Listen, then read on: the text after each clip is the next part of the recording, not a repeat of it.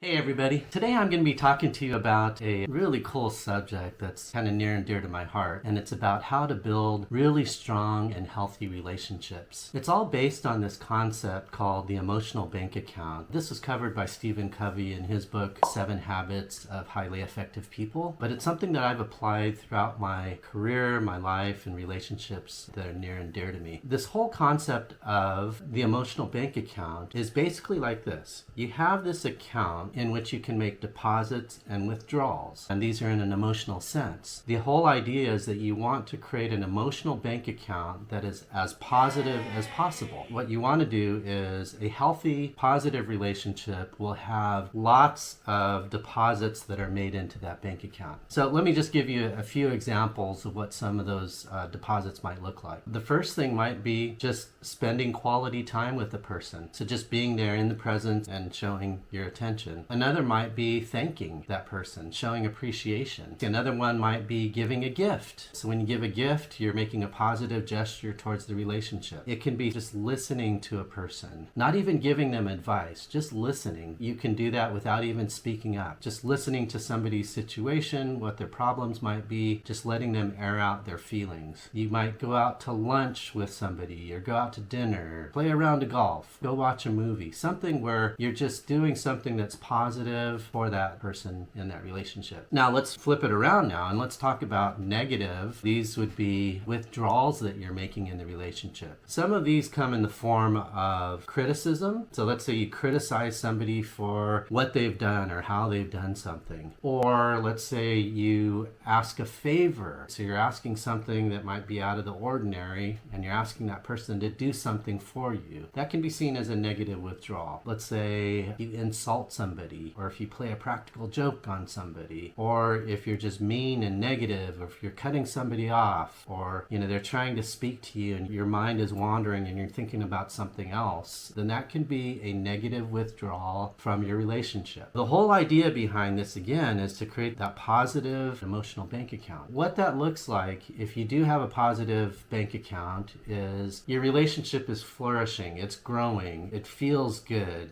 Both people feel good about hanging out together, being together. Or if you have a work relationship, then that means that there's give and take, and most of it is gives. So you can give to the work relationship that you have. The flip side, though, is a negative, overdrawn relationship. What tends to happen there is that relationship will pull apart. You might see this in people kind of walking on eggshells around each other, or that they choose to not be around each other. They choose to actually kind of separate from each other. The worst case of these situations is in a relationship, you might have a breakup. In a marriage, you might have a divorce. Or in terms of a parent-child relationship, you might have a strange relationship that happens there where the child goes far across the country or something like that. So this is all part of this whole idea of really building, fostering, nurturing your relationship. It's important that when you start up a relationship, when you have a relationship, that you really focus on proactively making deposits into that relationship. Going out of your way, not waiting for opportunities, but actually creating opportunities to make those deposits. Then that will help to establish from the very beginning a positive relationship that's there. And,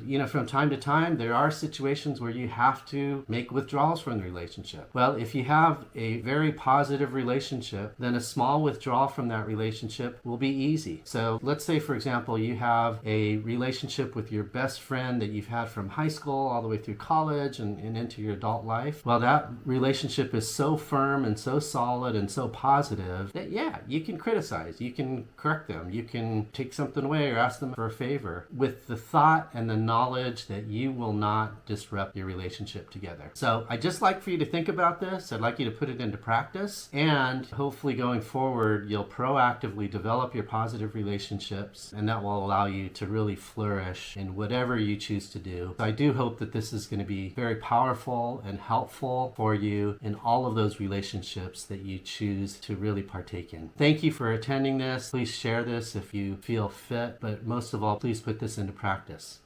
All right. Thank you very much.